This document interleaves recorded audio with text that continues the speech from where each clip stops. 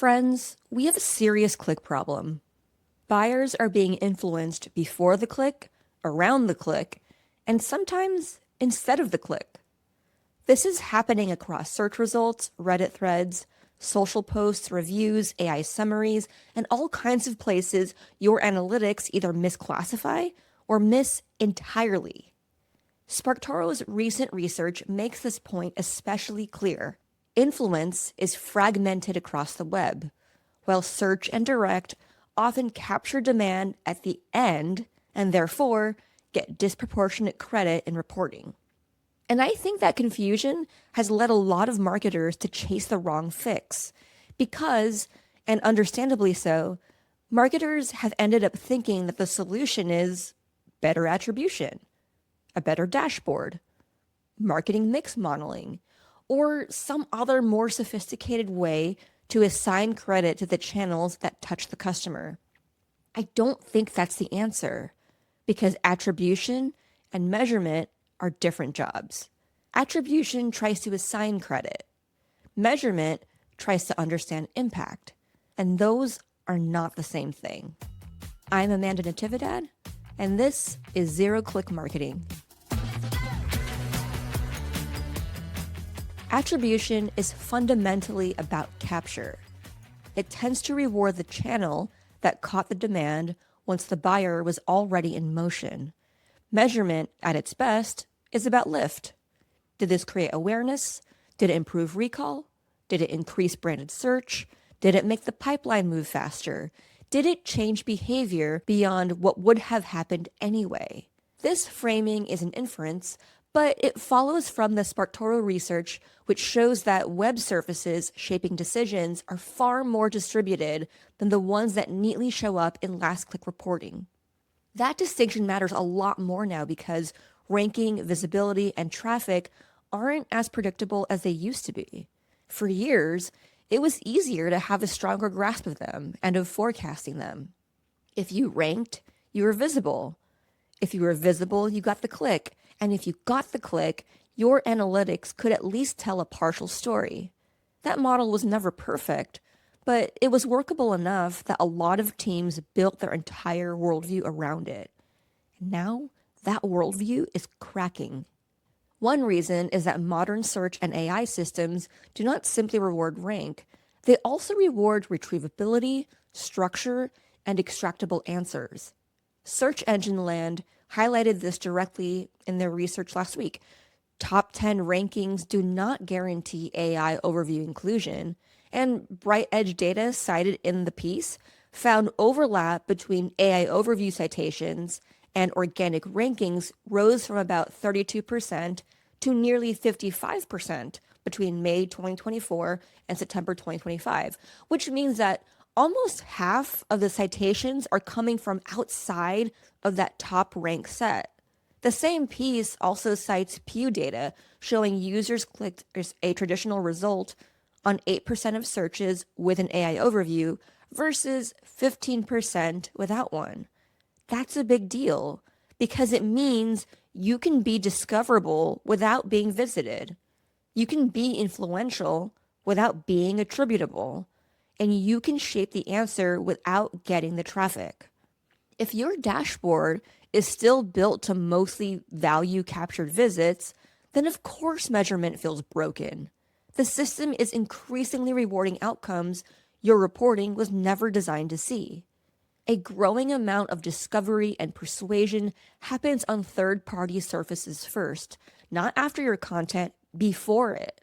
Search behavior is spreading beyond traditional engines, and SparkToro's other research this year argues that search itself now happens across a wider mix of destinations, which includes e-commerce, social, and AI tools, even though, yes, Google still dominates the category overall. That should force a pretty uncomfortable question.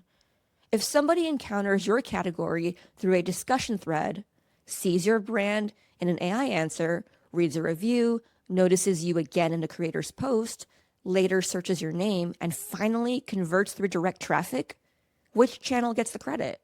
Usually the finish line. Maybe branded search, maybe direct, maybe paid retargeting or a last touch email. But that doesn't mean those channels did the persuading. It often just means they were the most trackable part of that buyer's journey.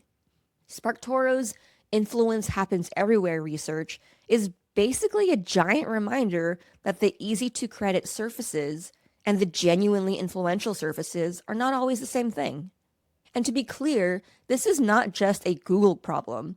Even in channels like connected TV, where advertisers are increasing spend this year, marketers are still wrestling with fragmentation, deduplicated reach, and weak cross-platform measurement, which tells you the bigger issue is not one platform's reporting, but how badly our measurement systems handle distributed influence. Marketing Dive reports that nearly 70% of connected TV advertisers plan to increase spend in 2026, even as buyers still cite cross-provider planning and measurement challenges. That matters because sometimes marketers hear a conversation like this and go, oh, okay, this is some nerdy SEO complaint. It's not. This is a modern media measurement problem. The more influence spreads across devices, providers, and moments, the less plausible it becomes that one clean attribution model can tell you what's really driving demand. And there's another layer here that I think marketers are still underestimating. The public record now matters more than internal truth. It's no longer enough for your company to be credible. You also have to be legible. Your strongest customer proof, differentiators, retention stats, positioning, category point of view, whatever makes your brand meaningful, increasingly needs to exist in forms that can be found, cited, repeated, and summarized by search and AI systems. That's why the current search and AI guidance stresses retrieval, structure, and citation worthiness as distinct from traditional rank alone. And by the way, the most important word to me, just me personally there, is retrieval. If the search and AI systems cannot retrieve the information about you, then the public won't see it. That, to me, is where attribution really starts to fall apart. Because attribution software is mostly trying to sort out who touched the buyer on the way to conversion. But a lot of what matters now is upstream of that. Did your audience hear about you from other people? Did your ideas travel without a click? Did somebody remember your name later and search for it? Did you become the obvious answer before anyone visited your site? Those things are measurable, but not usually through classic attribution. So what should marketers do instead?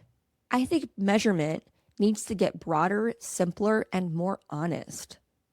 Broader because the goal is not to obsess over one captured path.